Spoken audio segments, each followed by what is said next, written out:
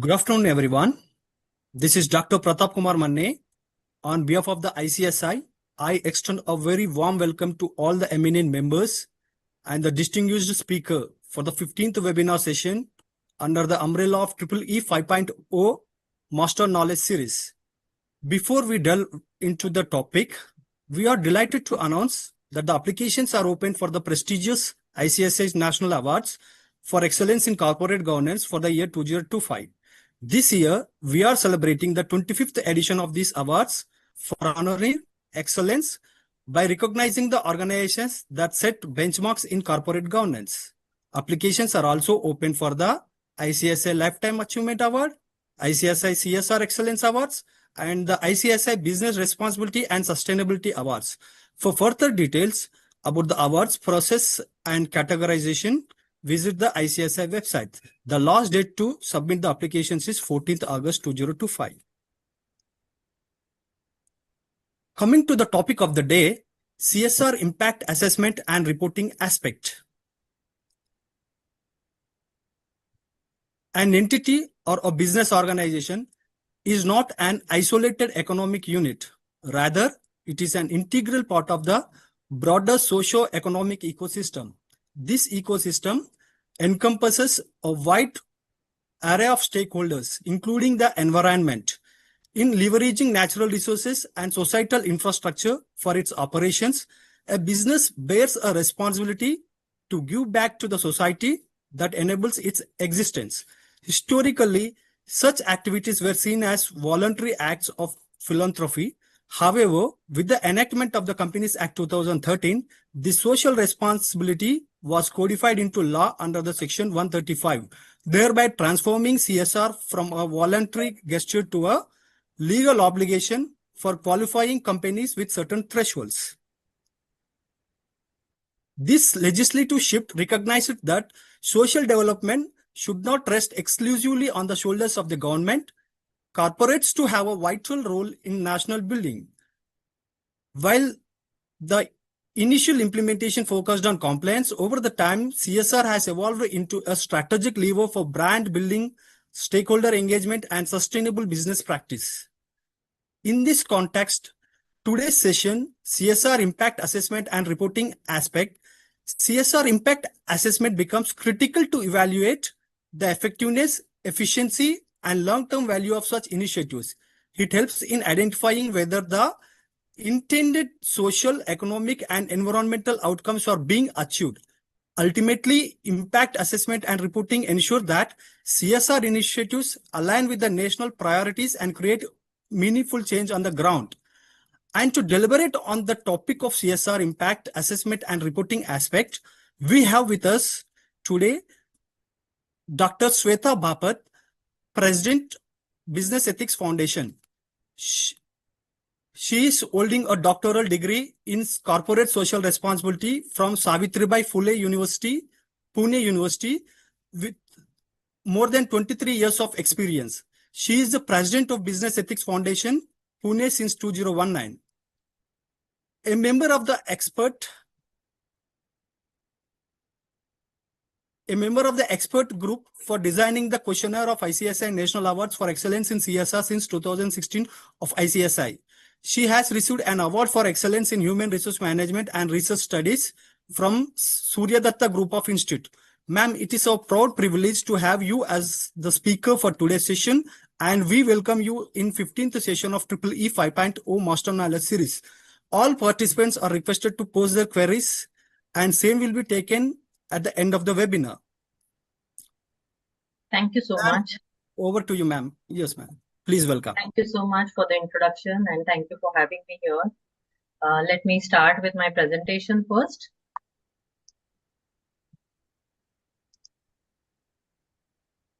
Can you just confirm if it is visible?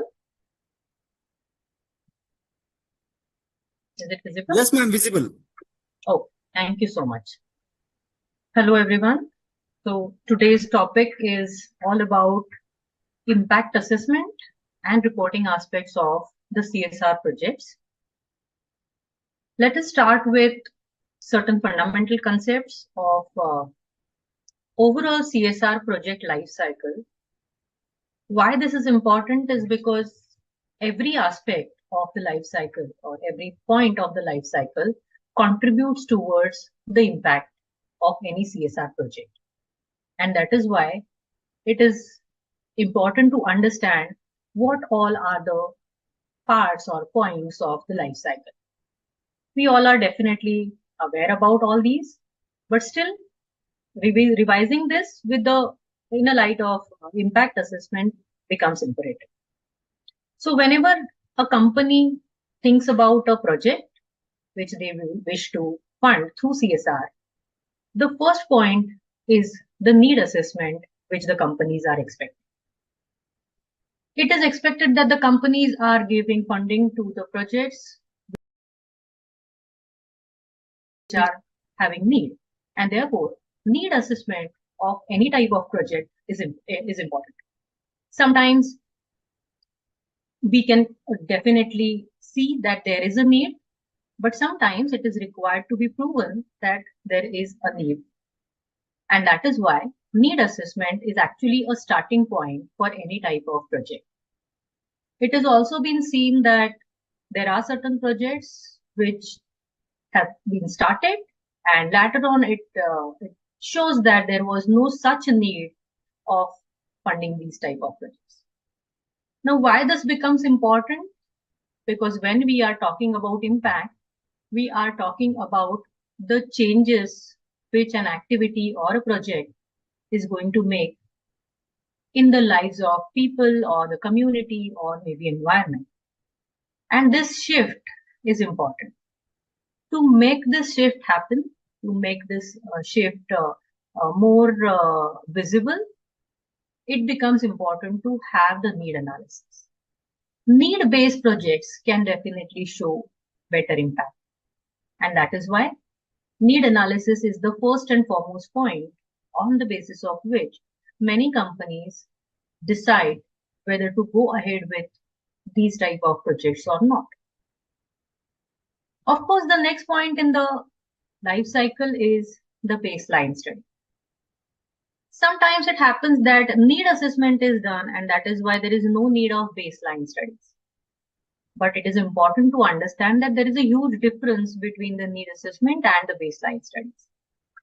Baseline studies just allow you to understand what is the current situation at which the community or maybe environment or maybe people are living in the current situation. Because the shift is required to be counted or measured from the baseline itself. Need is something which tells you whether there is a requirement of project or not.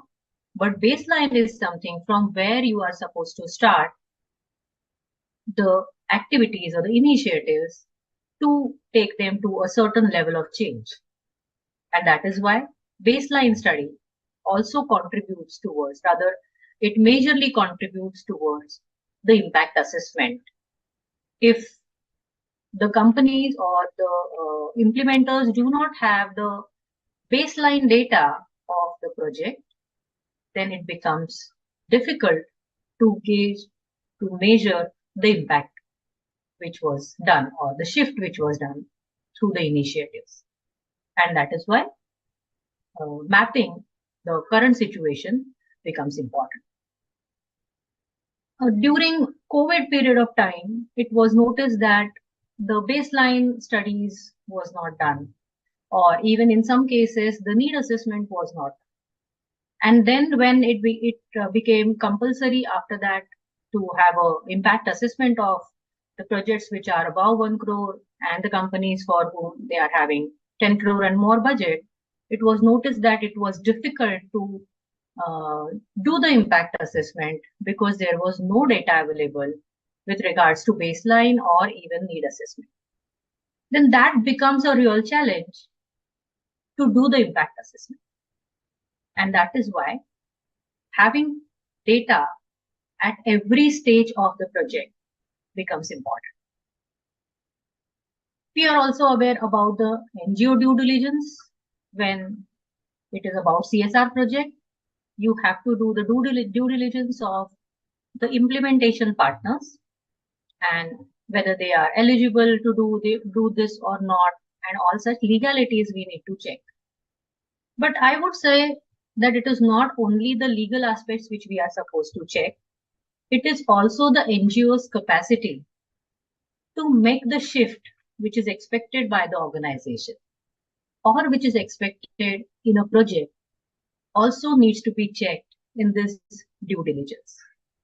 When companies are spending so much of money on one particular project and the implementation is totally in the hands of the NGO or the implementation partner, it becomes important to check the capacity and capability of the NGOs or the implementation partner to make the expected shift. It has also been seen in some of the cases that the projects were really very good, but due to the low capacity of the NGOs, the projects did not give expected impact. And therefore, though in a life cycle, theoretically speaking, we are talking about due diligence of the NGOs from the legal aspects, from impact assessment point of view, definitely it is more than just a legal assessment of the NGO. Then the CSR project ideation and the concept framework for need-based projects. When the need assessment and baseline studies are already done, the data is available, then the ideation becomes even more concrete. Sometimes it happens that the ideation starts first, and then the need assessment and baseline surveys are done. This actually gives an input towards the better ideation of a project. Whatever we can see as a need might not be the exact need. And that is why the need assessment details and the baseline details allows you to understand what exactly is the need, and accordingly, the ideation of the project may change.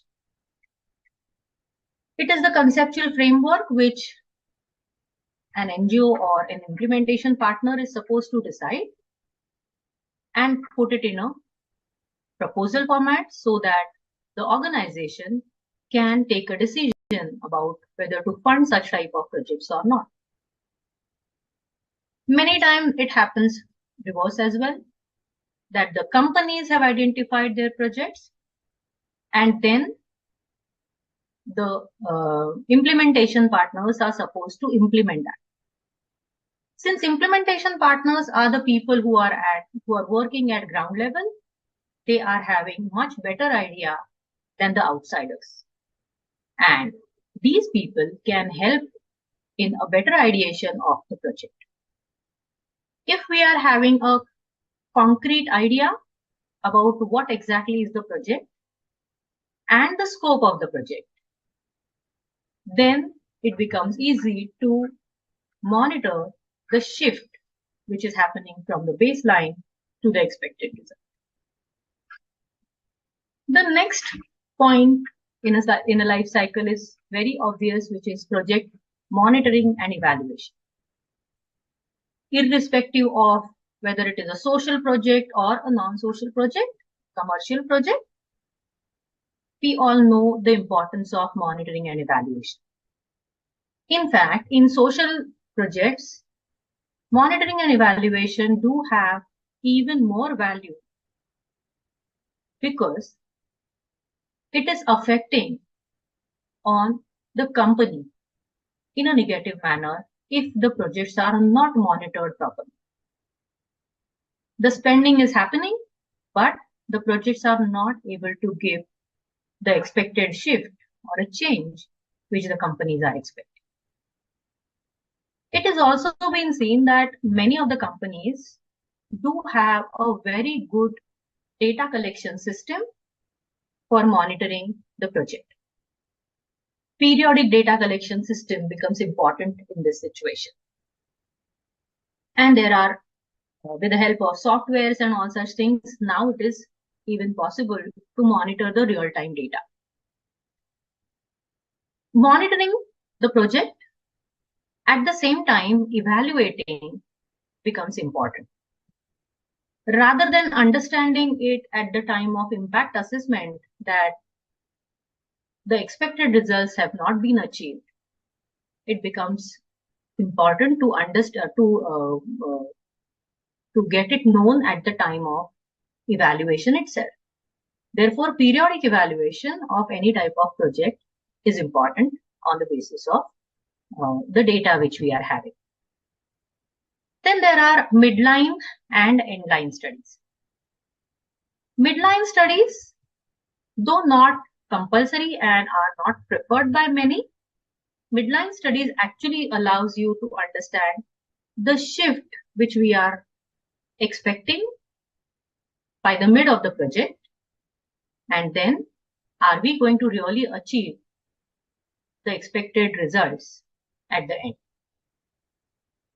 So most of the organizations do have baseline studies as well as endline studies, and some bigger organizations or some bigger projects also have midline studies.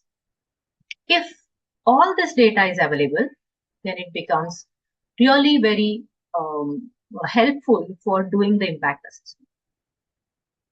Of course, when it is midline or endline study is expected to be done at the end of the project, then the time comes for impact assessment.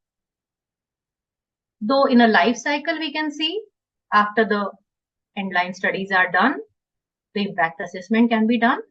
It is not that easy. There are multiple steps in between also. Of course, we are going to discuss about it. So all these, right from need assessment to endline studies, every step actually contributes towards the impact assessment.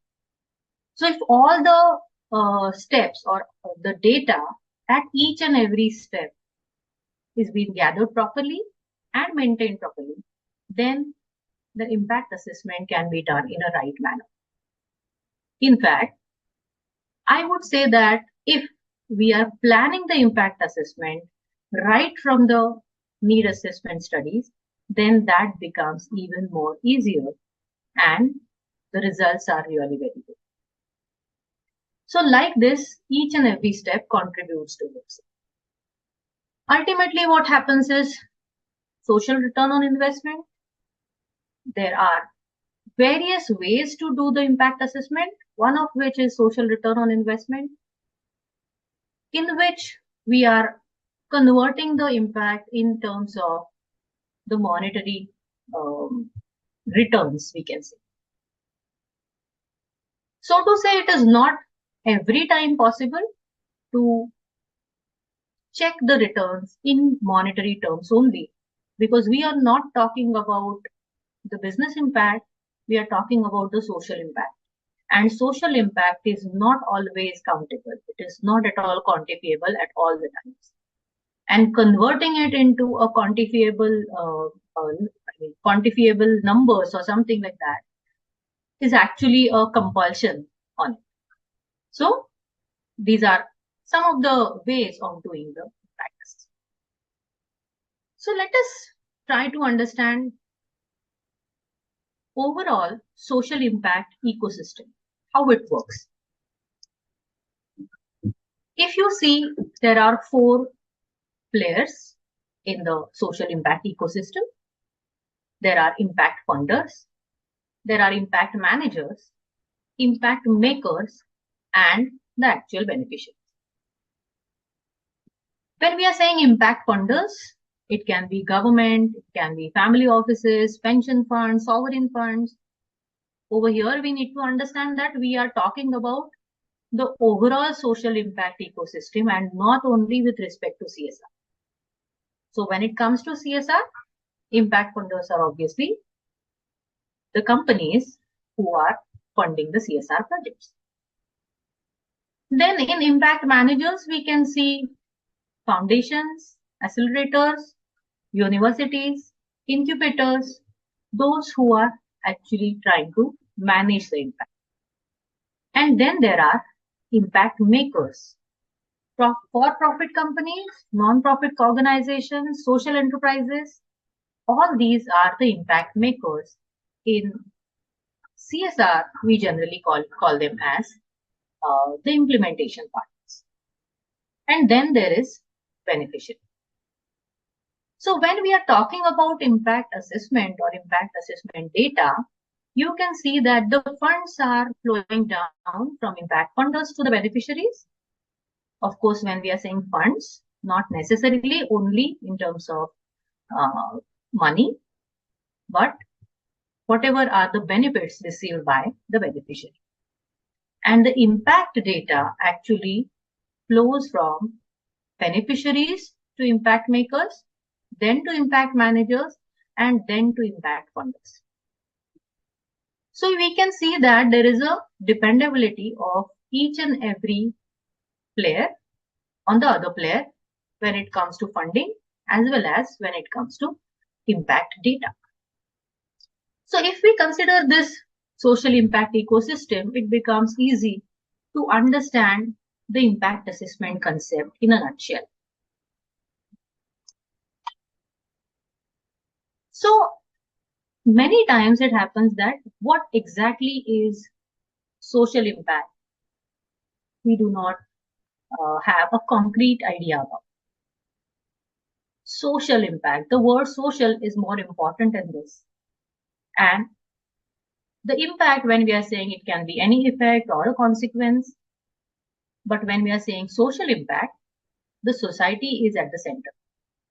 And therefore, the impact, which might be positive or which might be negative, the impact which is done on a broad range of social group can be considered as an impact. So over here, broad range of social group is important. Any initiative which is giving an impact on very few people or not at all a considerable number, we cannot consider it as an impact. And therefore, we might have seen that many of the CSR project reports are talking about number of beneficiaries. Number of beneficiaries, when we are saying, if at all it is large, then it is considered that it's a good project. But it is very unfortunate that only counting the beneficiaries, the number of beneficiaries, does not mean that there is an impact on them. So when we are saying impact, social impact, it is expected to be on a broad range of social groups. Of course, the change is also expected to be significant. A very small change cannot be considered as a social impact. A significant change is expected. It is also expected to take into consideration that even if your organization or this initiative is not being initiated, still there will be some change in the lives of people. It is a natural growth. It is a natural change which is happening. For example, right now we are not having, say, internet facility at all the places in India. Even if there is no CSR project or no intervention by any of the government or non-government agencies, after some period of time, the accessibility to the internet will be there because it is a natural growth and government is bound to take the initiatives for all the people in India. If over here any company takes an initiative and because of that, the thing which was expected to happen, say, after 5 years happens now, then that is considered to be a change. It is just the availability of the facility. Social change is yet to happen. Therefore, the change which we are talking about must be significant. Plus, it is expected to address the pressing social issue or a pressing social challenge. If at all it is not a social challenge or it is not an important social challenge or which needs to be addressed on an immediate basis, that is still not considered as a significant social impact. So we need to understand or we need to think about 2 to 3 things. Whether the change which is happening or the effect or consequence which is happening due to the CSR project, is it on the basis of, is it on the broad range of people, that is a social group? Is it significant? May it be positive, may it be negative. It is expected that the change must be positive when it comes to CSR. But since we are talking about the generic concept of social impact, it can be positive, it can be negative. The impact or the significant change which is addressing the pressing social issue can be considered as a social impact. Again, in terms of CSR, it is expected that they are solving the problems of the community. And at a very simplistic level, we can say that social impact is a social change that organization creates through its action or its intervention can be considered under CSR. Again, we all know that certain things are done under CSR and certain things which are actually creating a good social impact but are not necessarily done under CSR. So overall concept of the social impact is this. It becomes really very difficult to understand what exactly can be considered as a social impact and what is not. It is very unfortunate but true that when a particular project reaches to the large number of beneficiaries, it is considered that the impact is higher. It is not necessary at all. Having a list of beneficiaries is not enough. Providing them the service, which is according to you is, or according to the company or according to the project, is benefit for them, not necessarily is beneficial to them. And at the same time, when we are talking about the change, is it really changing their world? Is it really affecting on their lives? Becomes important. So the concept of social change or social impact rather, we can have certain categories. If we are addressing any of these, we can consider that it is a social change or the social impact which we are making. So there are certain pointers which can allow us to understand whether our initiative or our CSR project is doing any of these or addressing any of the change which is there. For example, first point is people's way of life. People are having their own lives going on. If your initiative or your project is able to change their conditions of living, that is how they live, how they work, how they play, how they are interacting with people on a day-to-day basis, this change is not for a short period of time. The change which is happening and is accepted and is there which remains for a longer period of time or which becomes their own way of living, then that is only the change which we are going to consider. And that is why if your initiative is addressing any of these, the way they are living or they are working or they are playing or interacting with each other, if you are changing any of these, yes, there can be. This can be considered as a social impact. Then if you are affecting on their culture. When we are talking about culture, there are certain shared beliefs, customs, values, even languages and dialects are part of their culture. If you are making any positive change in any of these, again we are talking about positive change. The positive change made on their beliefs, which were harmful, which were having problematic situations created for the community, if those beliefs are changed, then that can be considered as a social impact. For example, early marriages. There are certain communities who are still having this particular method going on. If your project is able to change this type of belief, then we can consider that there is a change, or rather this type of customs, then we are able to change. Value of, say, suppose we are talking about women empowerment every time.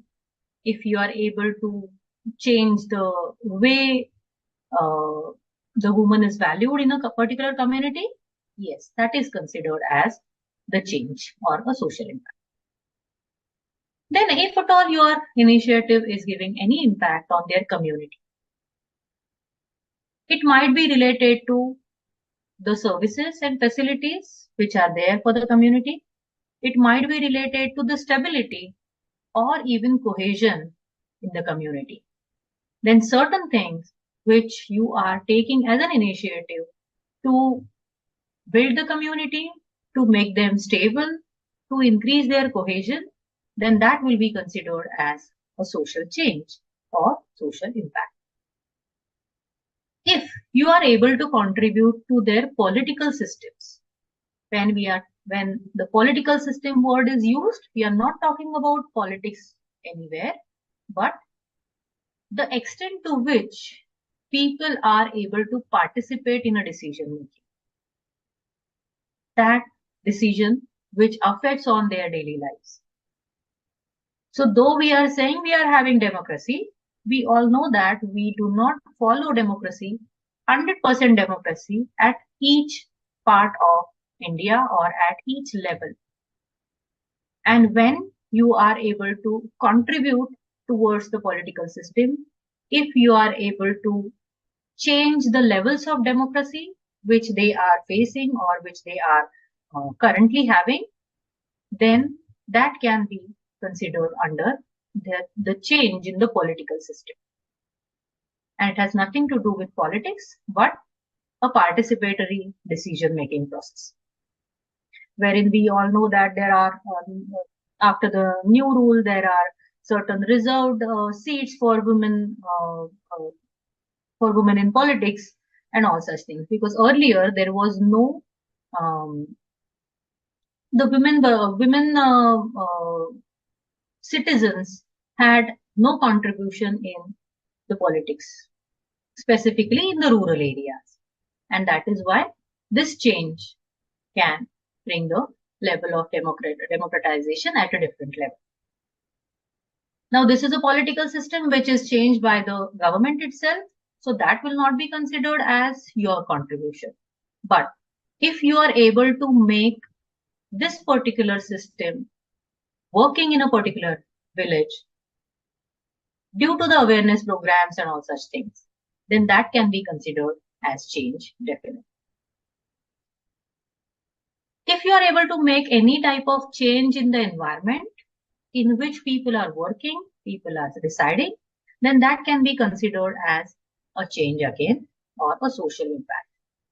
The quality of air or water which people are using, even availability of water and food, plus quality of water and food which they are eating, if you are able to make any change.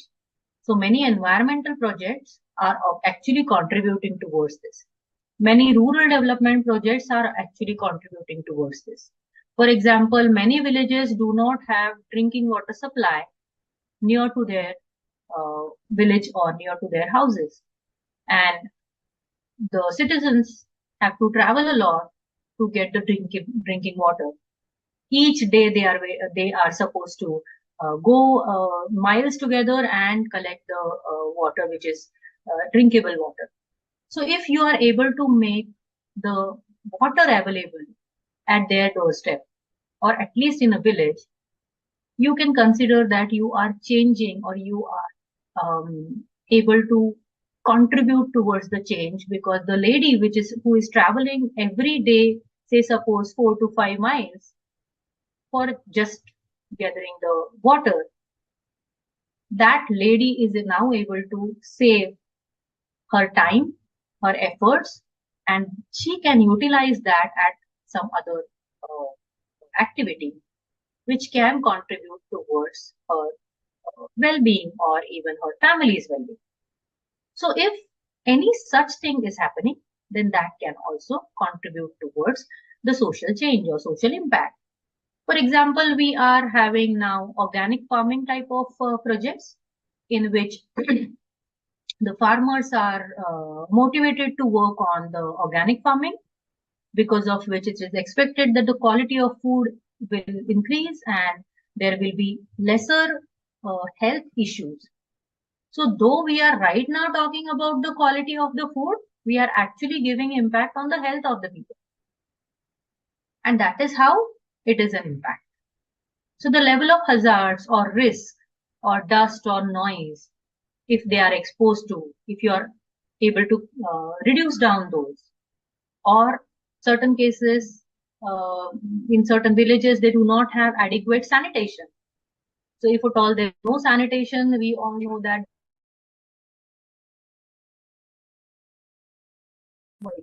there are multiple health issues rather, and that creates a problem.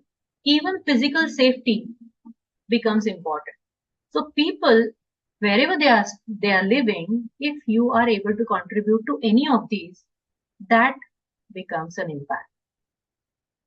Their access to and control over the resources, whether they are having access to the resources which are required for normal living, and whether they are having control over the resources which are available to them. If you are able to make any change in their environment, in their surroundings, that can be considered as a social impact. Even if you are contributing towards their health and well-being. When we are saying health and well-being, we are not obviously talking only about the physical health, but we are talking about the mental health. And when it comes to mental health, you need to consider social and spiritual well-being also. So many times, under many CSR projects, you can see that companies have built community halls. Now it can be challenged that how the community hall is contributing towards or giving a good impact, how it can be a CSR project. But if at all people are having community hall, then they are coming together, they are having certain place to come together, and they are having certain facilities which they can use for discussing, for interaction, for arranging certain cultural programs or any other program, then that is actually contributing towards their social health or social well-being. The way it used to happen in temples, that the temple premises was used for such things. In a similar manner, community hall can be of use to all, irrespective of the religion. And that is why community halls can even play a better role than temples or any other religious type of infrastructure. So, of course, we are talking more about physical health and mental health nowadays. Social and spiritual well-being also becomes equally important. And if you are able to contribute towards it, definitely it can be considered as a social impact. We all must understand that just the absence of diseases or infirmity does not mean that the community is healthy. Just because they are not performing the regular tests every day or every year, it doesn't mean that they are healthy. Other conditions are also responsible to make them healthy, and that is why we are talking about all the 4 types. So if any project contributes to this, yes, it can be considered as a social change. If you are able to make any change, if you are able to contribute towards their personal and property rights, it can be considered a change or a social impact, particularly whether people are economically affected or experiencing the personal disadvantages, which may include violation of their civil liberties. And if you are able to make them aware about what are their rights, what are their responsibilities, then that can contribute towards a change which is happening in the society. So it is not on one particular person or a small group, but it is on the whole community. There are certain fears and aspirations for each and every community or group of people. So their perceptions about safety, their fears about the future or future of their community can be addressed by the CSR projects. For example, we generally see that the next generation people are not ready to continue the business or farming mainly, which was there with their earlier generations. They are not ready to continue the same. This mainly happens in case of farming because there are multiple challenges when it comes to farming. And next generations are not ready to go ahead with farming. They wish to go ahead with the jobs and earn more money in a less risky atmosphere. Nowadays, if you see, because of the CSR projects which are helping the farmers, it is happening that the next generations are also thinking about joining their own farms. Now, this is a shift which is expected. Why people were not ready to go ahead with farming? Because of the fear of not having regular incomes. And it was very much addressed by the jobs that there is a regular income given to the person who is employed and is also taking a particular amount home on an everyday basis or every month basis. So that was the fear related to the future of the community, and that is why there was no acceptance to the earlier professions. But now, due to such CSR projects or CSR programs, next generation people are also thinking about joining the community back. Now, this is an important shift which we can consider. Even they are having certain fears because the future of children they are thinking about. And such things can contribute towards the fear. And because there are many aspirations, they are not able to fulfill such problems or fulfill such need or the expectations of their next generation, they are having such fear. So if you are addressing that, then also it can be considered as a social change.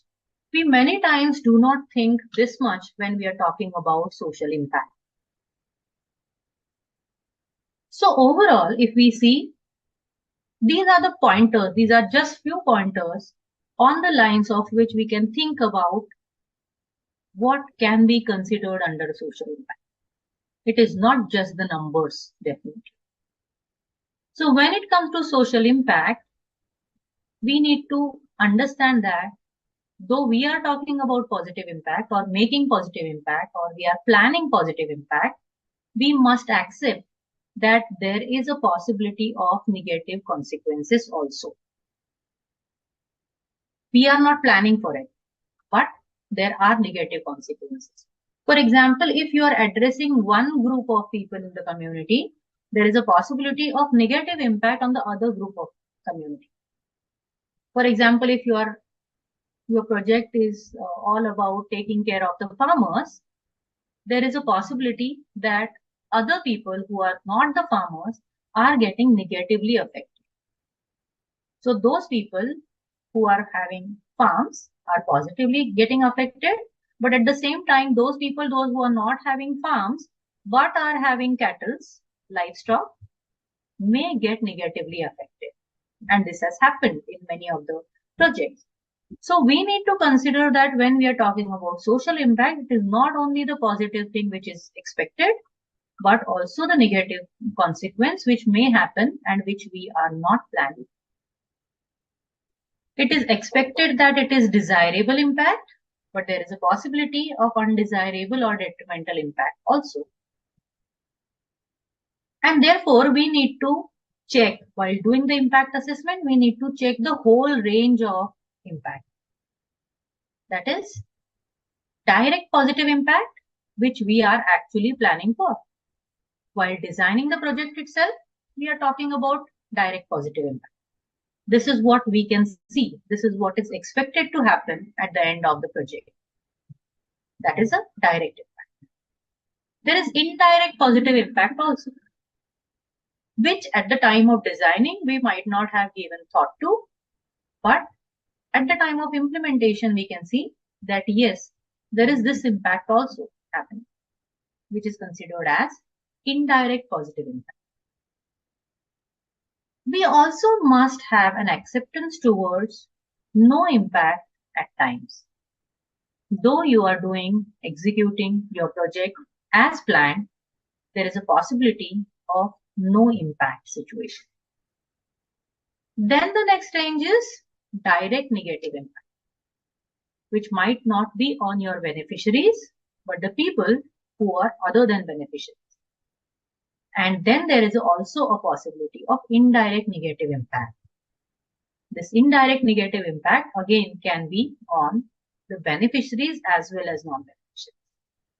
So this is the whole range of social impact which we need to take into consideration, right from direct positive impact up to indirect negative impact. And while doing impact assessment, everything is required to be taken into consideration, and not only the positive impact and not only the direct impact, but an indirect as well as negative impact. Let us try to understand certain important features of social impact. Whenever we are talking about the impact, it is actually a long journey. It is not what we can count at the end of the project. Certain things are immediate, but certain things requires a time lag. And that is why even law says that the impact assessment must be done after completion of the project, after 1 year of the completion of the project, and not immediate. We are going to talk about theory of change, in which we will understand why are we talking about this particular time lag in between. Certain things can be seen or are visible in an immediate environment, but many things you cannot see unless and until the time lag is there. So that is one important point wherein the impacts, though are often described and caused by the prior intervention and innovations, in reality, they always interact with the original cause of reciprocal process, either immediately or after certain time lag. We must understand that the purpose of the social impact is mainly to enable the policymakers to anticipate and plan for potential impact. Planning for potential impact, but before they occur. And then act to prevent the negative impact and to mitigate the undesired impact. And as a result of such impact management efforts, some predicted impacts actually never occur. And some unpredictable impacts or unpredicted impacts actually occur. And that is why we discussed about the whole life cycle of CSR project. Managing impact is equally important because you are spending so much of money on certain things. Then when it comes to business, we actually calculate the profit. When it comes to social projects, we must do the same but it is not always a profit or the returns in terms of money, but it is the social impact which we are talking about. And that is why at each stage of life cycle of the CSR project, we need to have a check and we need to monitor it in a proper manner so that we can manage the impact in a right manner.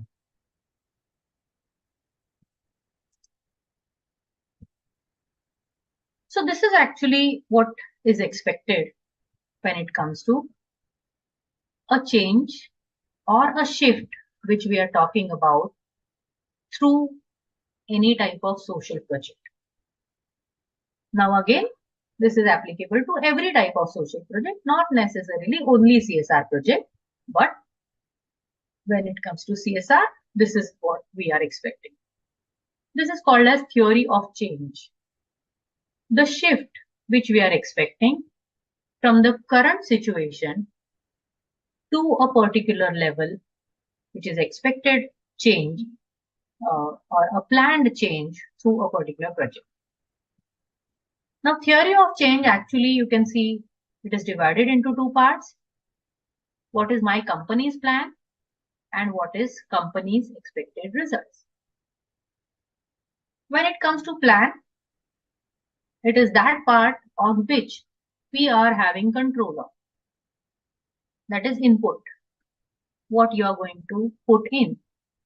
It might be money, it might be efforts of people, it might be knowledge of people, it might be tools, all the resources which we are talking about, which you are going to put in to take any initiative or any CSR initiative. So those are just the resources. And this actually should start from need assessment. Then doing the actual activity. That is the way it is done in business, actually implementing the program or a project as it was planned earlier.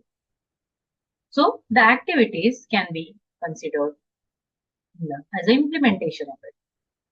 Till here, the company is having control on it. But after that, whatever happens, we are having either less control or no control on certain.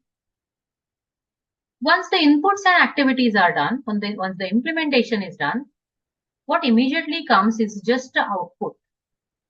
So when we are talking about number of beneficiaries, for example, if you are talking about a course which was given to the public, how many have enrolled? Say 100 of them have enrolled. Have you given all the inputs? Yes, you have given all the inputs. Then have you completed the course as per plan?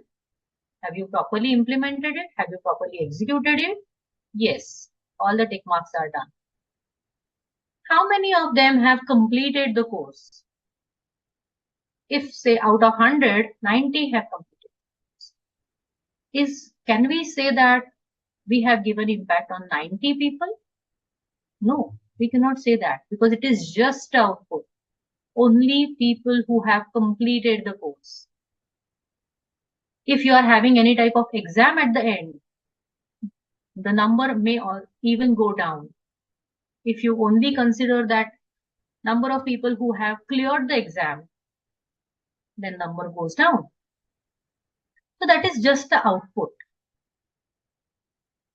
Very obvious shift which is happening at the end of the implementation, whoever has completed, just out.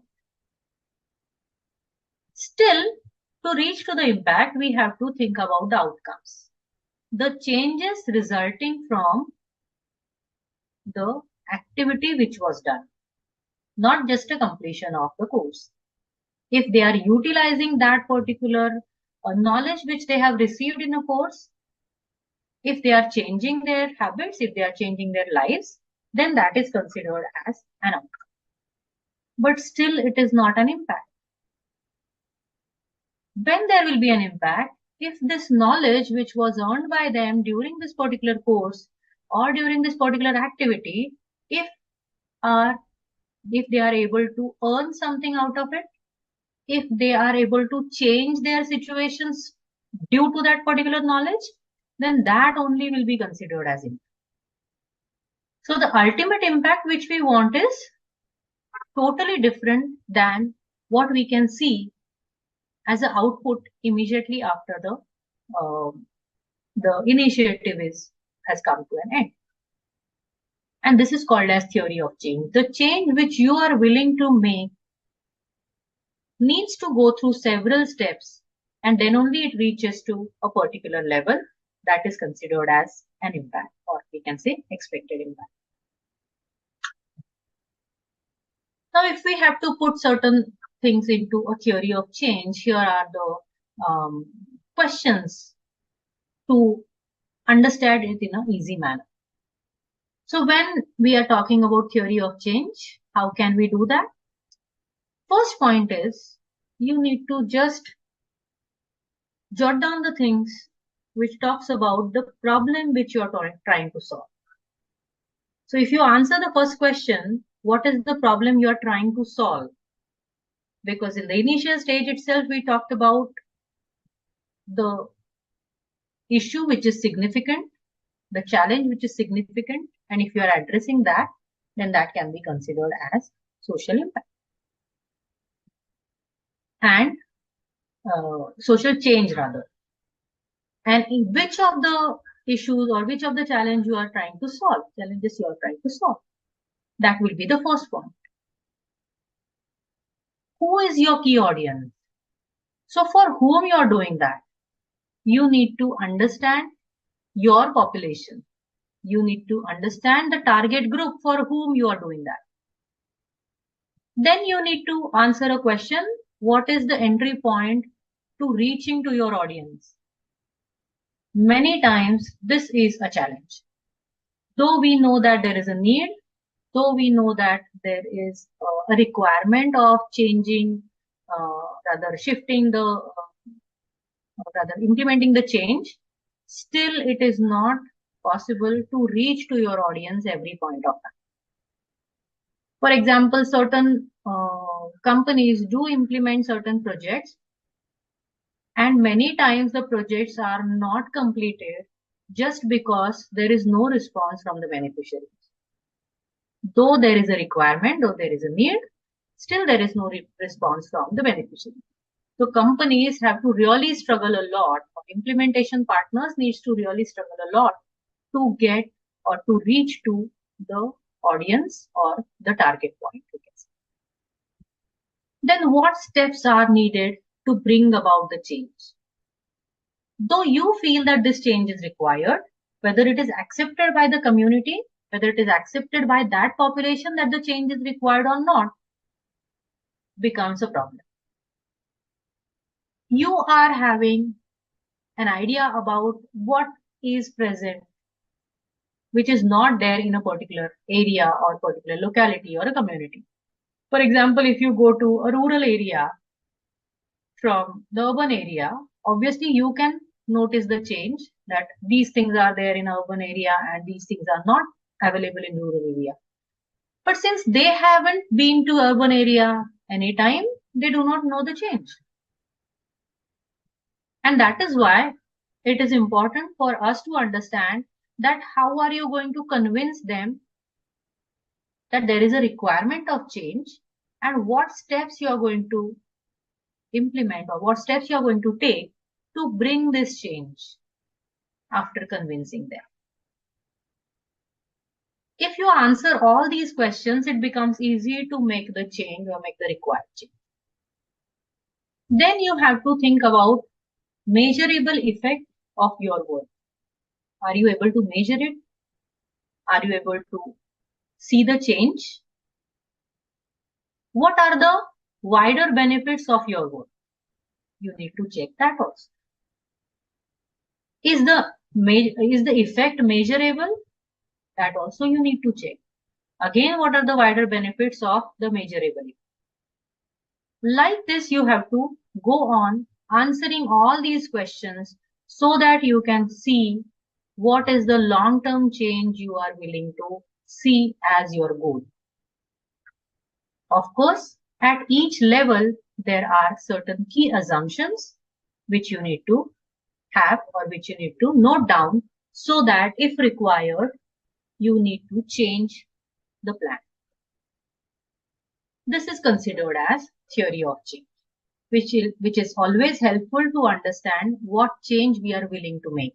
What is the objective behind a particular CSR initiative?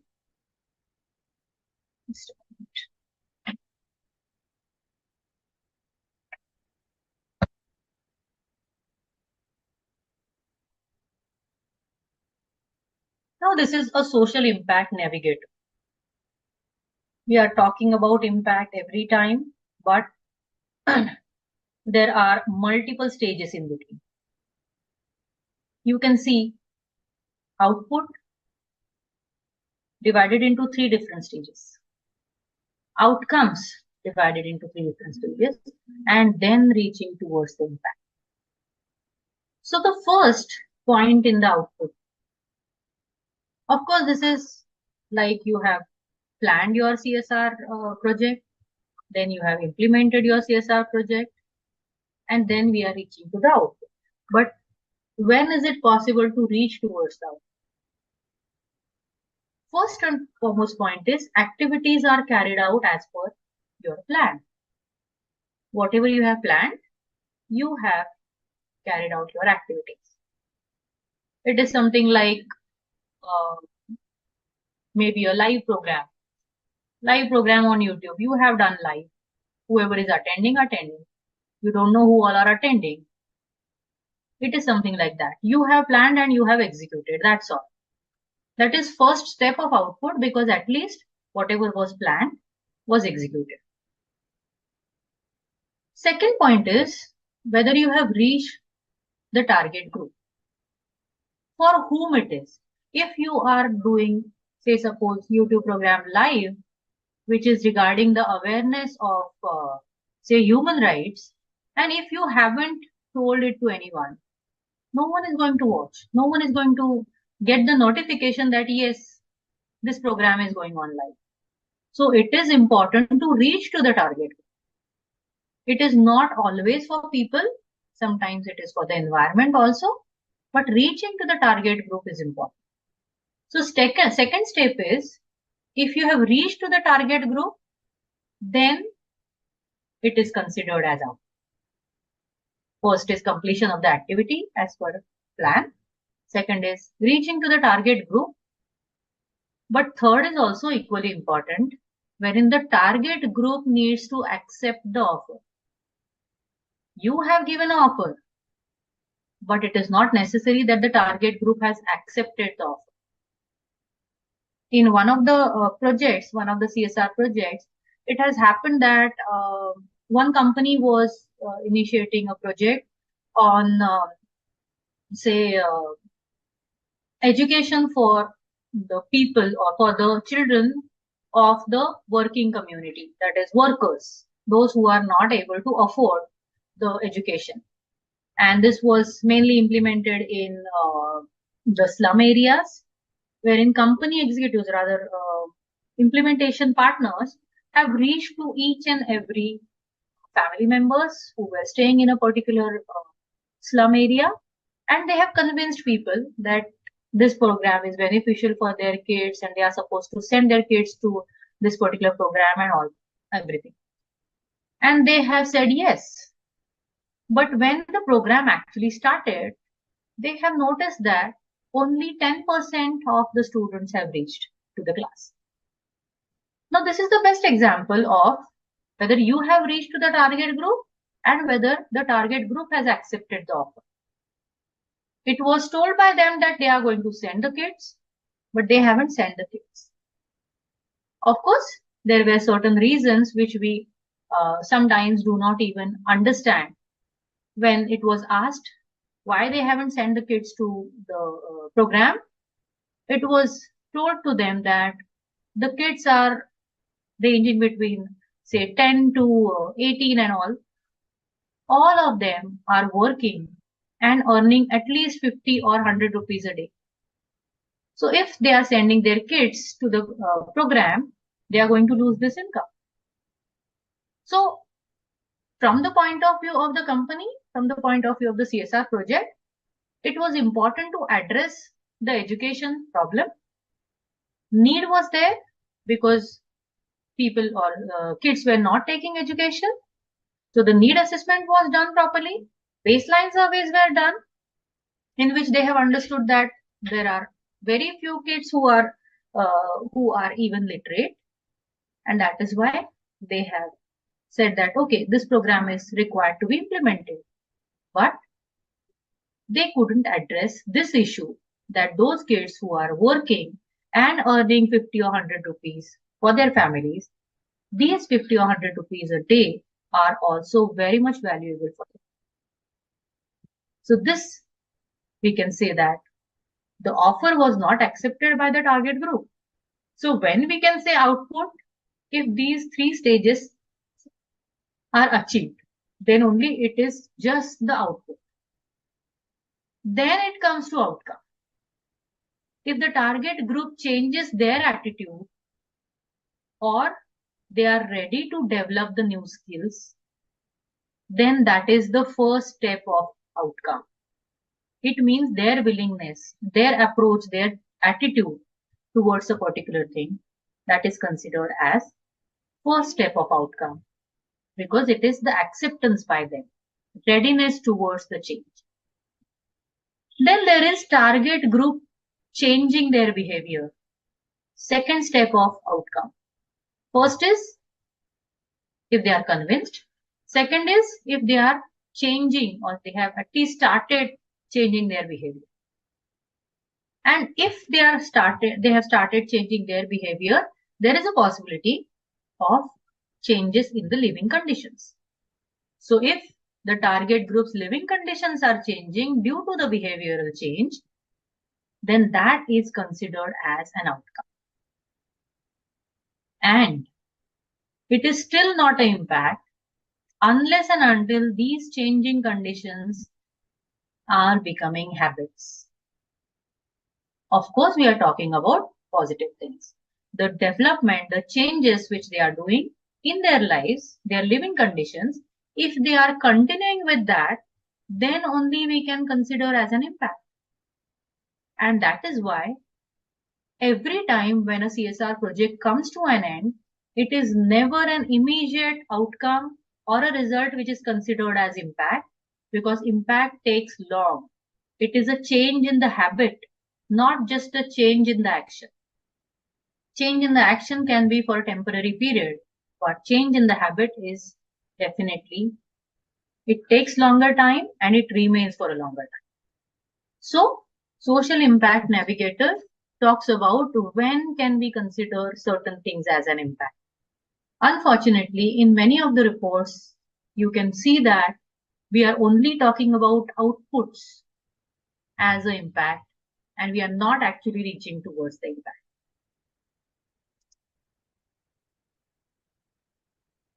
Whenever we are talking about impact measurement, we need to follow the continuous cycle.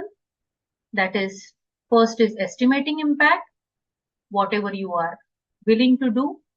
Then planning the impact, actually doing the things when you are monitoring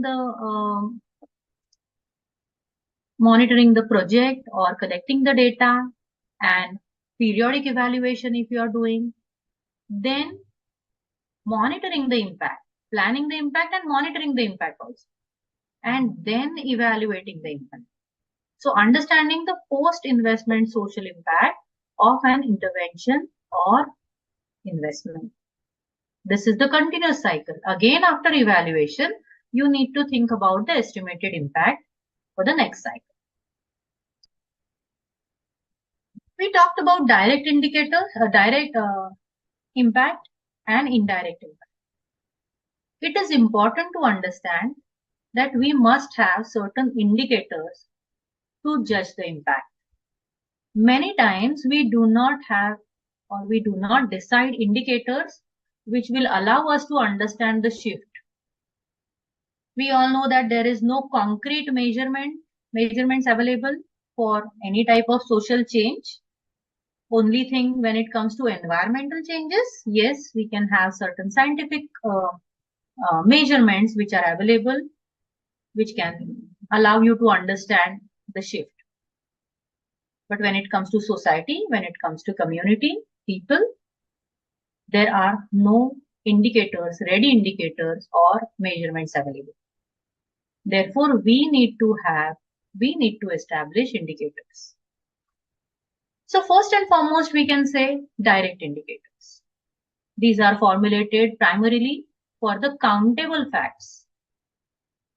Countable facts, whichever are in numbers. So direct indicators often emerge directly from the project objectives itself. Whatever is your objective, on the basis of that, you can consider having a direct indicator. For example, an organization is willing to reach to 1,000 farmers. That is a direct indicator. If you reach to 1,000, then your indicator, your project objective has been achieved. What type of change you wish to make will be the next objective. But the first objective is reaching towards 1,000 farmers. If at all your next objective says that increasing their income by 10% in a year, then that will be another objective. Like this, the indicators needs to be defined. For example, number of youths who have obtained an apprenticeship after participating in the project. Very much countable, very much direct indicator. Now here we are not talking about participation in the project, because participation in the project is not at all an impact. Impact can be when they start earning. And when is it possible? If they start, whether they can start earning or not, if they have got an apprenticeship. So once they have participated, once they have completed a particular project, may it be a course or something like that, how many of them have got an opportunity to earn? Therefore, the number of youths who have obtained an apprenticeship can be considered as direct impact indicator.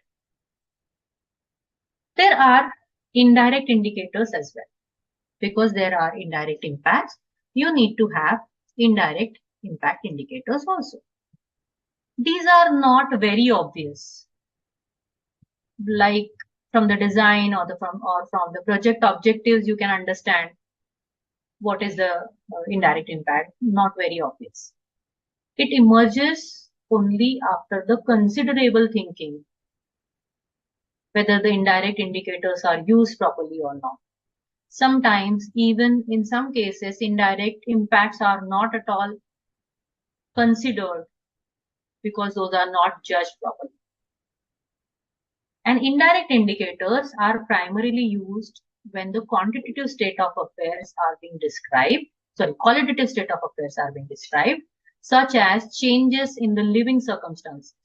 If we take the same example of the direct indicator as earlier, number of people who have got an apprenticeship, that is a direct indicator.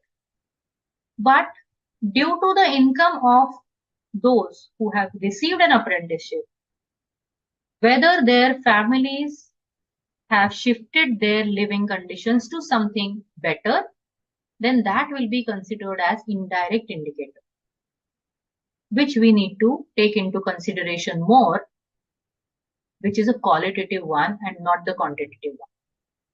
For example, if a person who was a participant of a particular program, his family used to get, say, food for one time food in a day. And once he has completed the program and he has received an apprenticeship, now the family members are able to eat twice in a day.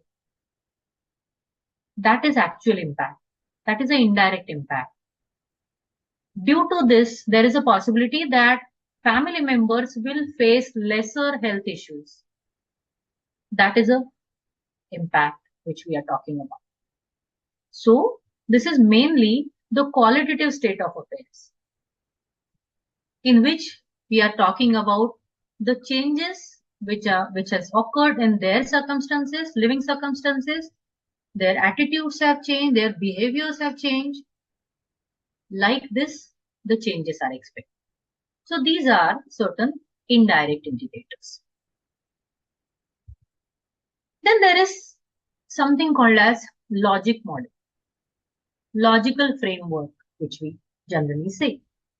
Logical framework allows us to understand the process of the project in a right manner. Now, why this is important?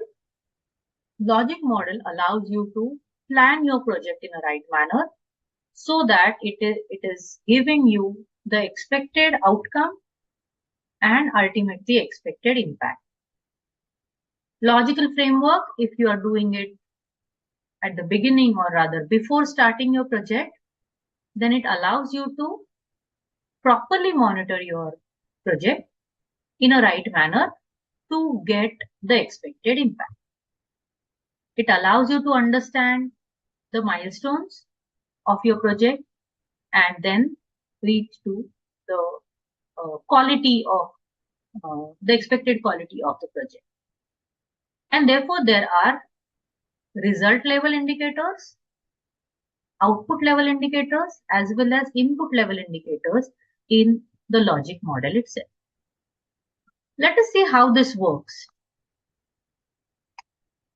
You can see over here that there are three different categories wherein the input, output, and outcomes or even impact we are talking about. If you see the input, even before that, the situations we need to analyze, you need to do the need analysis, then you need to identify the problems, you also need to identify the stakeholders. Then you need to decide about the priorities. What are your priorities? This is just an example. We need to do the logical model for each and every project different.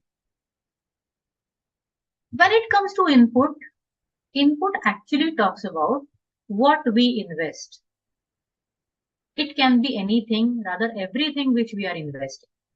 It might be the time of the staff, volunteering hours. It might be planning time, not only execution, not only implementation time, but the planning time also. Of course, money, knowledge base, expertise, material, equipment, anything which you are putting in as input, you need to list down those first. On the basis of that, you need to think about the outputs. Now, this output is for the input which we are putting, and the output can be participants, activities, and direct products, in which we are talking about who we reach to, what we do, and what we create. So, the stakeholders or the beneficiaries to whom we wish to reach, what are we doing for them? What are we delivering? What are we conducting? How are we developing them?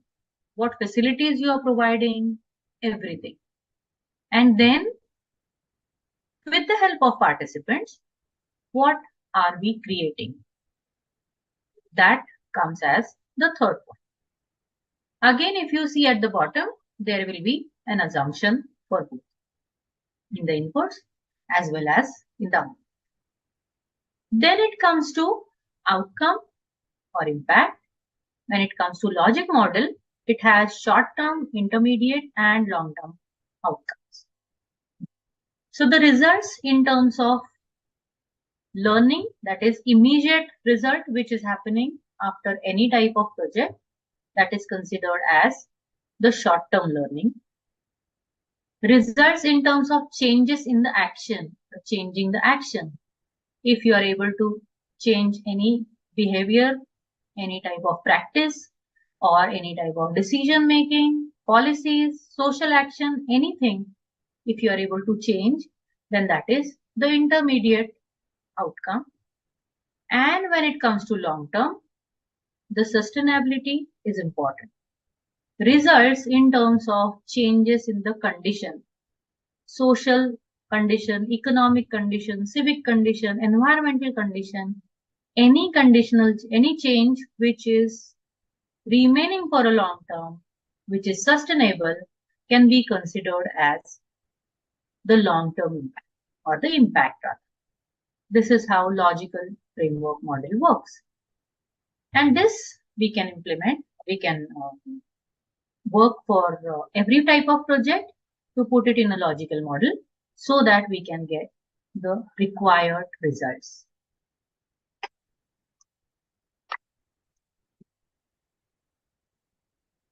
Social impact indicators, why these are important? The way we have seen direct indicators and indirect indicators, social impact indicators needs to be defined in a different manner. It is not the indicator which is very obvious, but it is an indicator which talks about the social shift which you are able to make. And as we said right from beginning, the change must be significant. The change must have an impact on a considerable number of people. All these points requires to be taken into consideration whenever you are designing a social impact indicator. Because there is no ready measurement available, we need to define social impact indicators at every project. These are few examples. For example, social impact indicators are specific and measurable. Yes, these are specific, measurable, and you plan to track the change or the shift which is happening. For example, if a company has provided hospital facility, how are you going to judge this? Whether the village in which there was no hospital available first and now there is hospital available. Is this an indicator? Not necessarily. The indicator must be very specific. It must be measurable. So the number of hospital beds in the community per 1,000 population can be considered as an indicator. So if you are having hospital facility and there are say 2,000 people, 2,000 citizens in that particular village and there are only 2 hospital beds available, you need to consider, you need to think whether those 2 beds are enough for the 2,000 population. It might not be. And therefore, the indicator needs to be developed. You can decide whatever indicator you feel is right and logical in a particular situation. Of course, there is a change that there was no facility available and now there is a facility available, but the change must be measurable. And that is why a proper indicator can be number of hospital beds in the community per 1,000 population.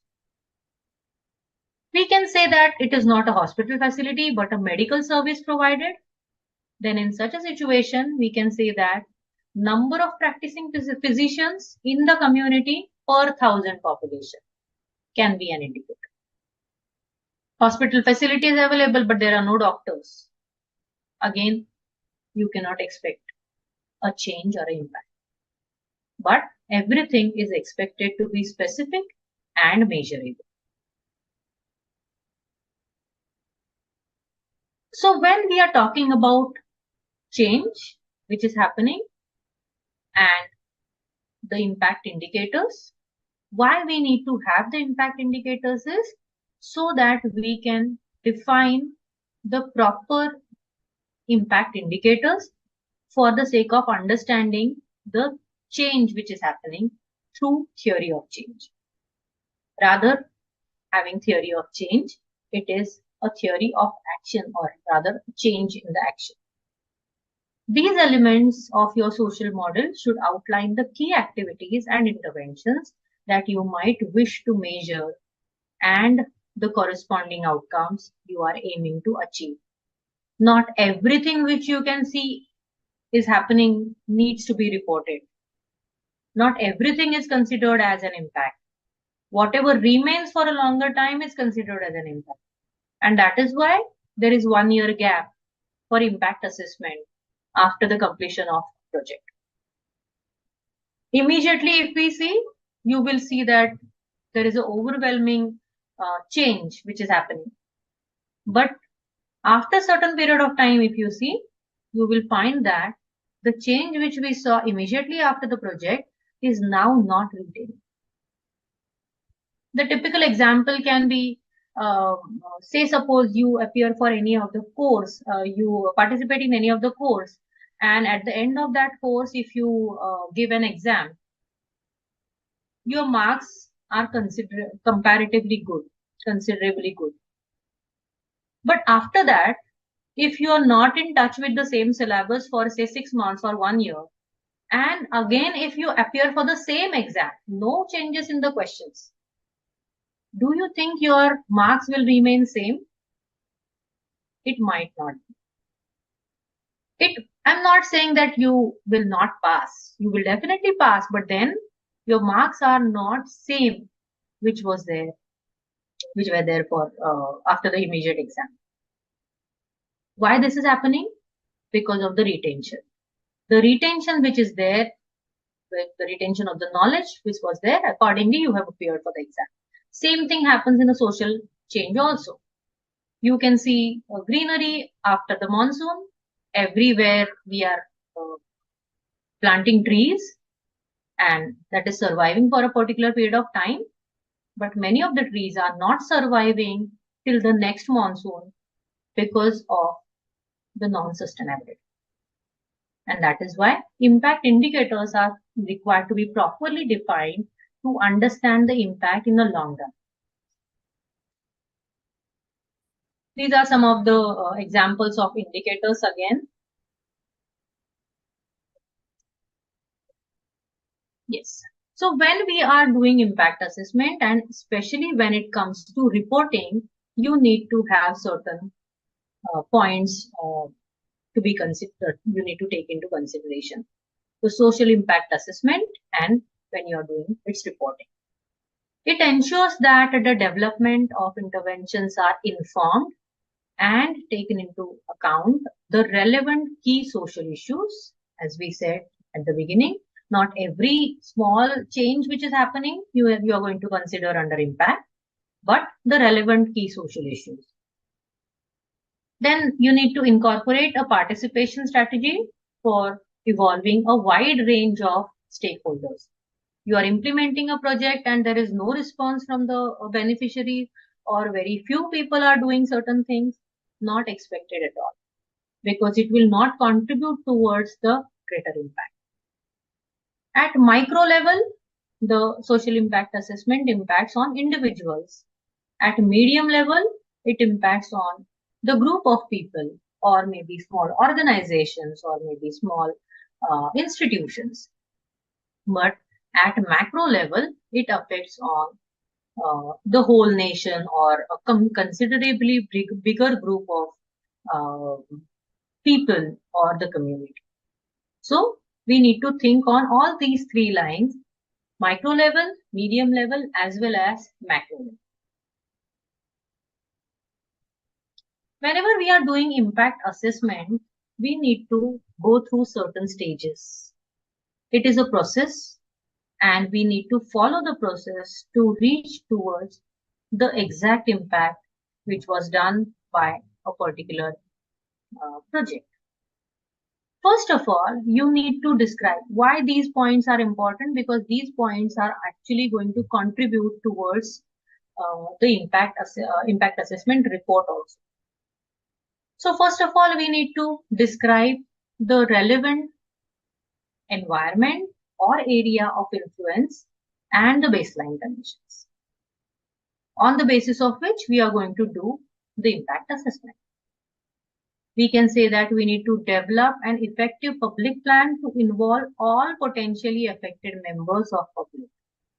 Many times this is missing, and only convenience is taken into consideration, and only those are involved into the impact assessment, reaching to whom is easy and convenient. But that is not expected. You need to effectively have a plan to reach or to involve all potentially affected members.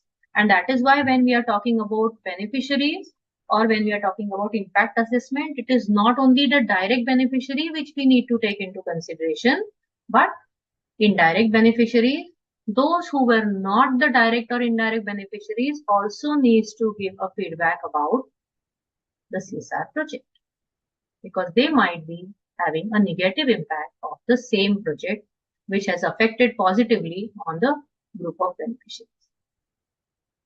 At the next stage, we need to describe proposed action or policy change and a reasonable alternative policy.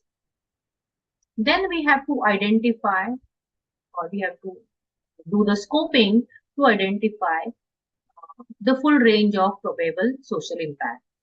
First of all, we as an impact assessor need to identify what all can be the social impact.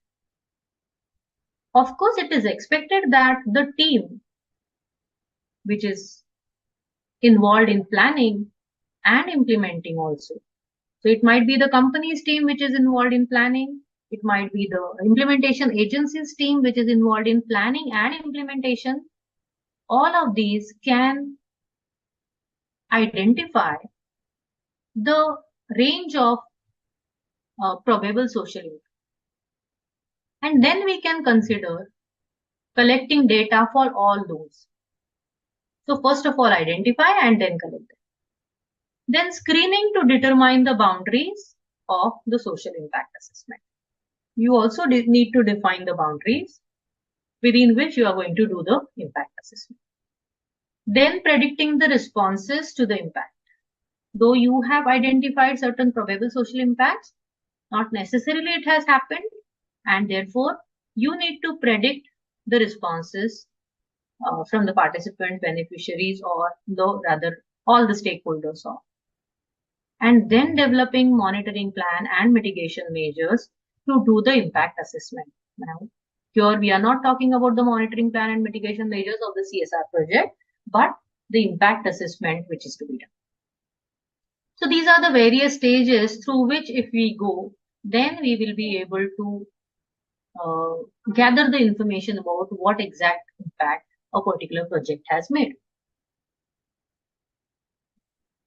The same process is explained into a chart in this.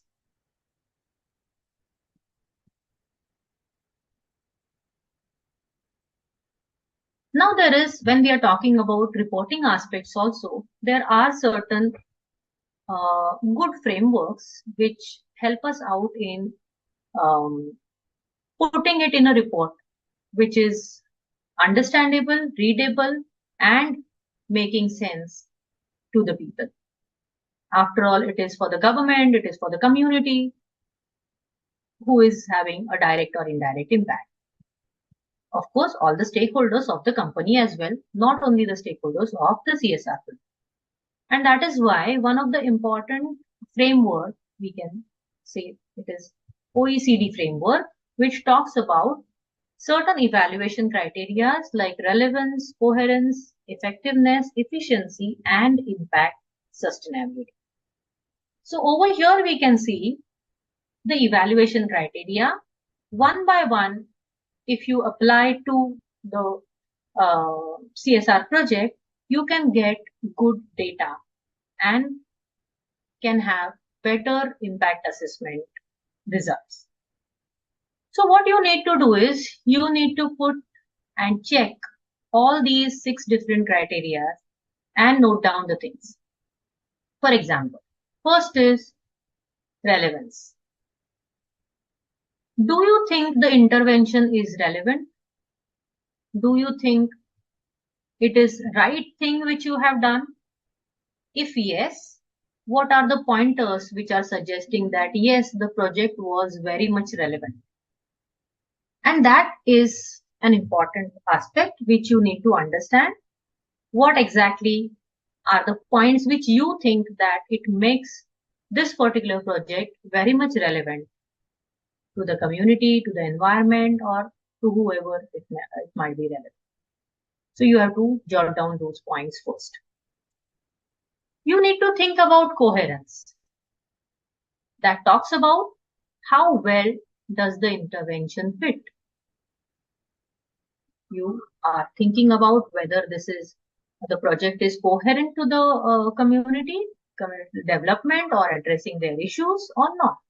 So you need to jot down the points on which you can say that this intervention was coherent.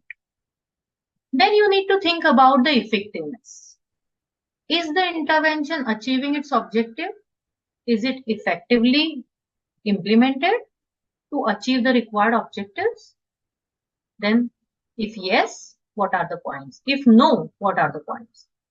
In all the cases, not necessarily only the points which are supporting the thing needs to be taken into consideration, but all those which are not supporting also needs to be noted down.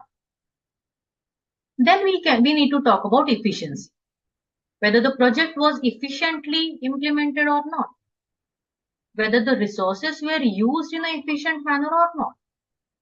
Because if you have not used the resources in an efficient manner, it will not lead towards the expected impact. You might get reduced impact because of the wastage of resources or may not be proper utilization. Then you need to think about the impact. As we discussed in our earlier steps also, what differences have you made or have you noticed due to this intervention? Due to this intervention is important over here. So the differences or the changes which you have noted or which you have seen due to this intervention needs to be listed down. And then you also need to talk about the sustainability, which is a very important aspect of CSR project, especially when it comes to reporting and impact assessment. Sustainability of the project is most important. We can see many of the organizations are doing same CSR projects years together. It shows that there is a requirement or need of the company intervention for that CSR project. Which CSR project can be considered sustainable? When a company withdraws itself or stops funding a particular project and still the project survives. The project survives, rather the change which you have made survives. The habit of people, the change which you have introduced still survives even without the support of the external entity, then that is considered as sustainable. While doing the impact assessment report, you need to mention about the sustainable changes or sustainable impact which a project has made, and that makes a report foolproof. So if you are thinking or if you are trying to report on the basis of these 6 aspects, it is enough and it can be a good report. It is important to align the impact assessment results to the SDGs. We all know we are working on 17 different SDGs since long, 2030 agenda. Each and every project, CSR project, is expected to give some positive results. And if you see any of the result, you will find that there is some association with any of these SDGs. In some cases, even 2 to 3 SDGs are having association with the impact. So when you are doing reporting of an impact assessment, it is expected that you need to align those results to the SDGs. We all know that there are almost 169 targets and there are several indicators and all such things. In each SDG, you can see which SDG is addressed due to your impact or impact of your CSR project. So this is the ideal way of doing it. Whenever you are reporting the impact assessment or you are preparing a report, aligning it with SDGs can be a better idea. Whenever you are doing impact assessment reporting, there are certain principles which you need to follow. The impact assessment should focus on significant impact more. Many times it happens that the significant impact is taken into consideration, but whatever is non-significant is also taken into consideration just to show a large list of the impact. That is not at all expected. Whatever is significant, you need to take into consideration that. It should use appropriate measures and information. Whatever just is seen, for whatever you are not having proof of, is not expected to be reported. It should provide quantification wherever feasible and applicable. But many times it is interpreted in a different manner that everything needs to be quantified. Absolutely not necessary. Certain things you cannot quantify, and we need to accept that. In fact, if you try to quantify those, it will not give you that particular feeling or that particular sense in which it has changed. For example, happiness index. Happiness index we are saying, and do we need to count the happiness? Can we really count the happiness of each and every person? So everything is not quantifiable. We need to keep this in mind. And there are certain, rather many of the things are qualitative when it comes to social impact assessment. Other impact assessments, yes, definitely quantification is possible. And wherever it is possible, feasible and applicable, we need to go ahead with it. But social impact is not always quantifiable. It should present social impact in a manner that can be understood by the community leaders and the decision makers. So making something very complicated in a reporting is not at all expected. For whom we are making impact assessment, or rather report. It is for the sake of people, the stakeholders of the organization, the shareholders of the organization. It is for everyone, ideally. And therefore, it is expected to be in an understandable language and understandable format. Many times it also happens that only those things are reported which are easy to count or easy to judge. And those things are not at all taken into consideration which are having complications. That is also not expected. So these are some of the principles which we can think of while doing the impact assessment. When we are trying to report the impact assessment, there are certain guidelines which we can consider. You need to involve diverse public for collecting the data when impact assessment is going on. So identifying and involving all potentially affected groups and individuals so that you can get good data for impact assessment. Identifying different methods, you need to have certain assumptions and you need to define the significance so that on the basis of that you are collecting the data and you are reporting accordingly. As I said, there is always, or it was seen that in initial years of impact assessment being mandatory, in initial years, there was a big gap in the data. The baseline surveys were not done, the need assessments were not done, and that is why there was a gap. When you need to check the result, you also need to know what was the earlier situation. So this also happens, and that is why you need to plan for the gap in the data. How are you going to collect that data? How are you going to get the information? Which information which was collected during the project can be of use to check the shift? You need to plan for this. You need to analyze the impact equity, wherein clearly identifying who will win and who will lose, and emphasize vulnerability of the underrepresented group. You need to provide a feedback on social impacts to the project planners. Why are we doing this? This is after all an evaluation. Evaluation of anything becomes a feedback or the input for the next planning. And that is what is expected in the impact assessment report as well.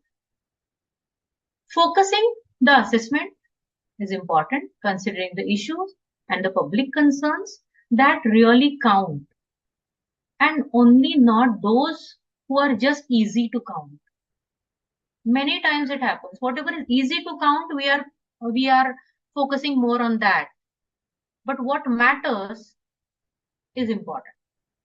Those things which matters needs to be taken into consideration, and not only those which are easy to take into consideration. So focusing on the assessment. Then establishing monitoring and mitigation program. Again, this is for the impact also. You also need to give a feedback about the negative impact or adverse impact which has happened due to the CSR projects, so that it becomes input for the next plan. It becomes the mitigation plan needs to be designed for the same when it comes to the next cycle. So these are some of the reporting guidelines which we need to keep in mind while preparing the reports.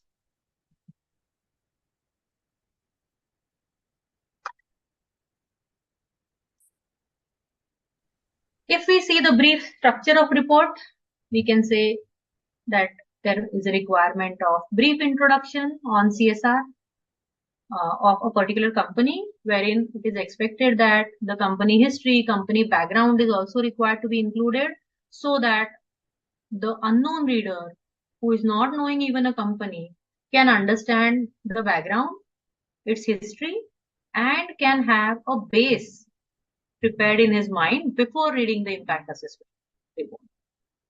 Then a brief information about all CSR initiatives of a company, not only of that particular project for which we are doing the impact assessment, but overall all CSR projects which a company is involved into. May not be coming under the umbrella of impact assessment, but still everything needs to be defined in a nutshell.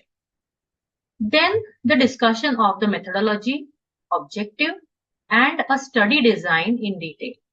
How the study is conducted becomes more important to check the authenticity and relevance of the impact assessment report. How it is done and which methodology was used. Then the observations needs to be alignment to the sustainable development goals, as we discussed. When the methodology and everything is properly explained in a right manner, then we have to align the impact to the sustainable development goals. Then observations and recommendations based on each project, wherein it becomes an input for the next cycle. Concluding remarks about the study conducted, whether the whole project is worth repeating, or is it possible to replicate it somewhere, or is it possible to expand the project. Everything can be included in the conclusion. Or even sometimes if the impact is negative, whether the project implementations should be stopped on an immediate basis, all these recommendations are expected. Recommendations for further developmental opportunities can also be included in the report. This is the brief structure of report. Of course, need-based, it needs to be changed. On the basis of each different project, every point can be expanded for. These are some of the references which I have referred from. With this, I have come to an end of this particular session, and that's all from my side. If at all there are any questions, we can take the questions now. Yes, ma'am. Thank you. A very good and crystal clear presentation. You covered 360-degree on this topic. A few questions raised by our members. Yes. Ma'am, first question, shall I take up? Yes. If a government company get its account finalized at a later date, that is after the due date, how the company can spend the CSR amount, that is after the finalization of the accounts or before itself? Can you read it once again? Ideally, this is not at all related to impact assessment, but still. If a government company get its accounts finalized at a later date, that is after the due date, how the company can spend the CSR amount, that is after the finalization of accounts or before itself? So see, unless and until you get an exact amount, exact amount can only be it is possible to get only after the finalization of accounts. You have to do the finalization of accounts, then you will get the actual amount to be spent, because the average the profit calculation is also required to be done. After that only it will be, whenever you are crossing a particular limit, it is always for the next year you are supposed to spend, not before that. Okay, madam. Thank you. Second question, madam. One of the client of our member received a formal request from the office of the district collector seeking a contribution towards a dedicated bank account maintained for undertaking rural development activities within the district. The request cites the objective of channeling funds for initiatives aligned with community development. Whether a contribution made by the company to such a dedicated bank account of the district collector for the purpose of implementing rural development activities would qualify as an eligible CSR activity under the provisions of Section 135 of the Companies Act 2013, read with Schedule 7 and the CSR Policy Rules 2014. See, basically community development comes under CSR, but directly contributing to the bank account is not at all a CSR. It is expected and the act also says that you are supposed to get involved in a project, not just giving funding to a particular organization, or maybe the district collector, just giving them money, and that will not be considered as CSR. Yes, madam. Noted. Thank you. Third question, ma'am. If CSR provision is applicable on the company due to net profit exceeding rupees 5 crore for financial year 24-25, then in which year company is liable to spend 2% in 25-26 or 26-27 for calculation of average net profit, which is 3 years, which 3 years to be considered in above example?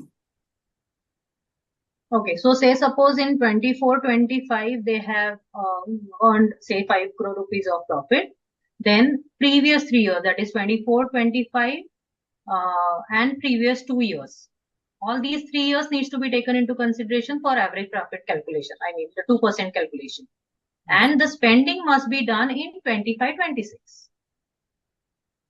Okay, madam. One more question.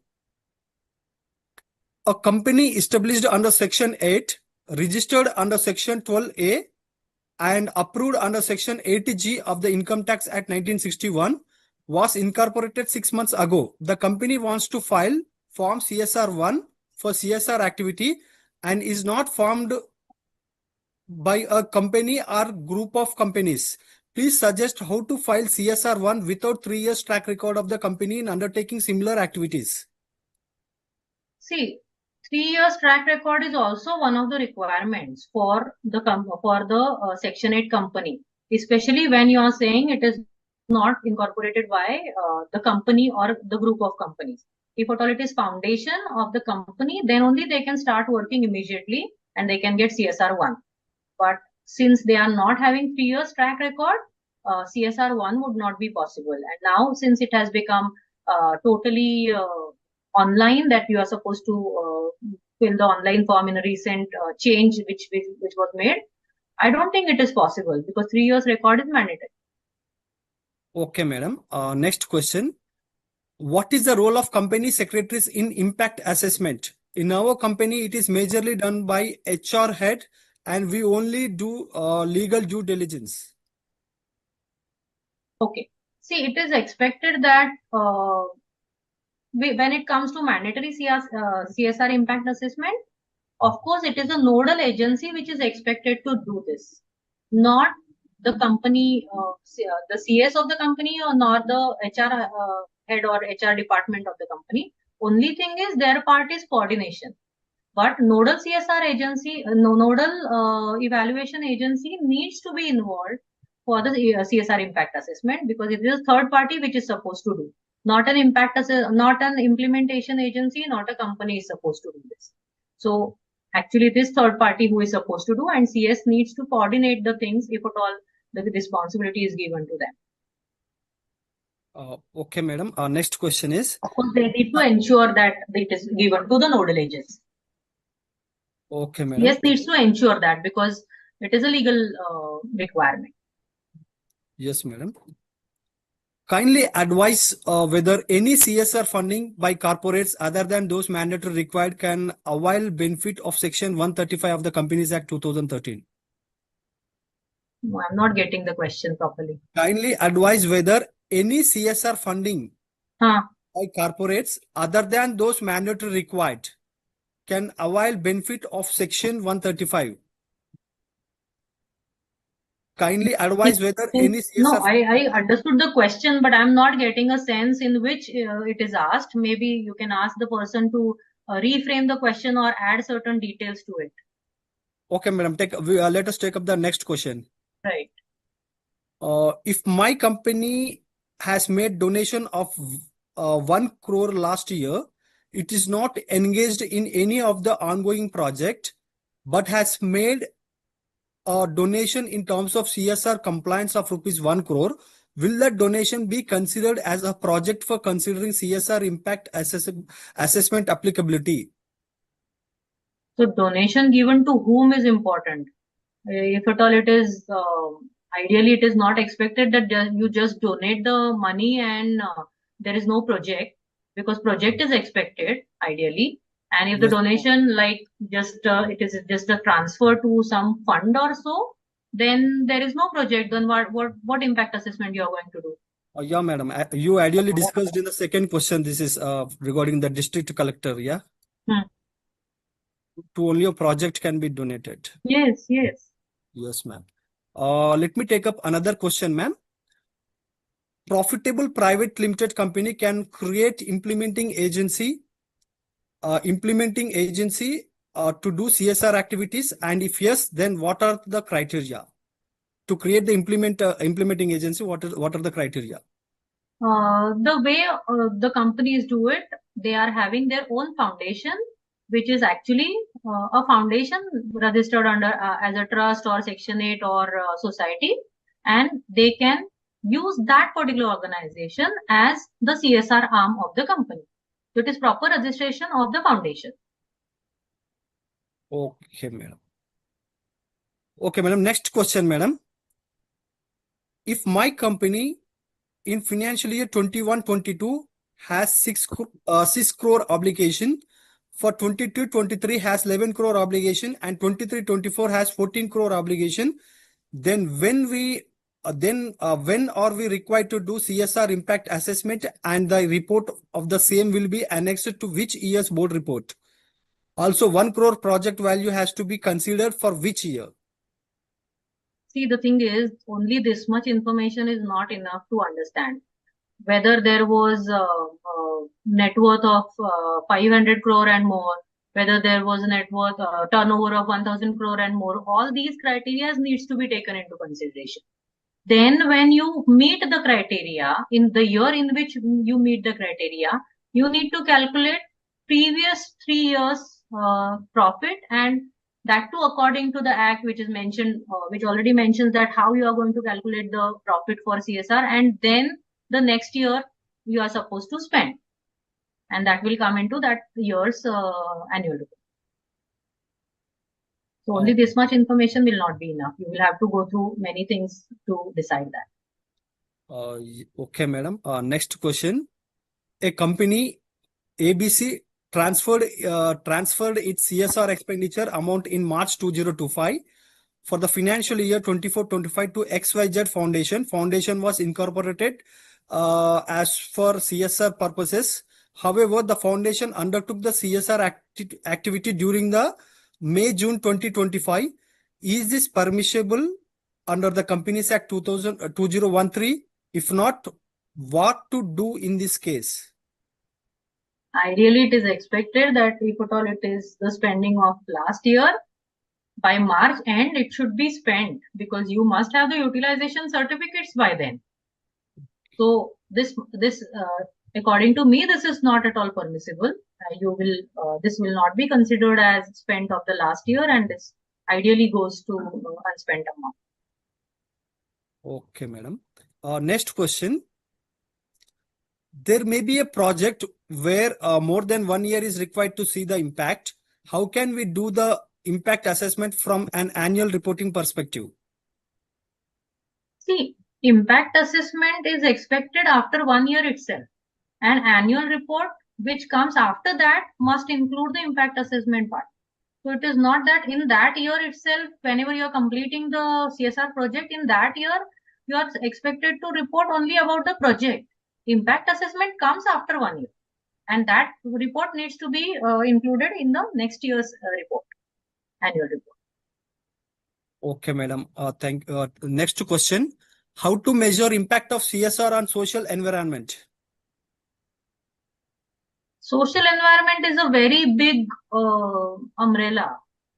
So in whatever is the project, accordingly you are supposed to see what you are going to do or what will be the impact. It totally depends on each and every project and the project details about how it was implemented, what was the objective, what all has been addressed. So there are multiple things. Actually, each and every project is different. Even if you are doing the same project at 2 different locations, there will be totally different impact. Okay, madam. Next question. How negative impact is to be addressed or reported? See, first point is negative impact needs to be taken as a learning. It needs to be reported in the report itself, wherein areas of improvement, we can name it as, wherein there was a problem created or there was a negative impact, and this needs to be rectified in the next report or next cycle, we can say. So under areas of improvement or the recommendations, we can definitely report the negative impact. Yes, madam. This is the last question. There may be a specific project where a specific or certain social impact may not be there. How to do the assessment of such projects? Ideally speaking, while designing the project itself, you need to think about the impact, what impact you are going to make. If there is no impact, why to take such type of project? What is expected out of a project? A change, a positive change, or you are at least addressing the issue. So if there is no impact, then we can say that it is not a well thought project. Okay, madam. Ma'am, we are thankful to you for answering all the questions so patiently. Now, I would like to present a formal vote of thanks on behalf of the members and ICSI. We extend our heartfelt thanks to eminent speaker Dr. Sweta Bapat for sharing us the depth knowledge on the intricate aspects of CSR impact assessment methodologies were truly invaluable. You have equipped us with practical insights and a clear understanding of how to measure and communicate the true value of CSR initiatives. Thank you for enriching our understanding and inspiring us to strive for greater transparency and accountability in our work. Thank you, ma'am. Thank you so much. Thank you. Thank you, ma'am. Yeah, sure. And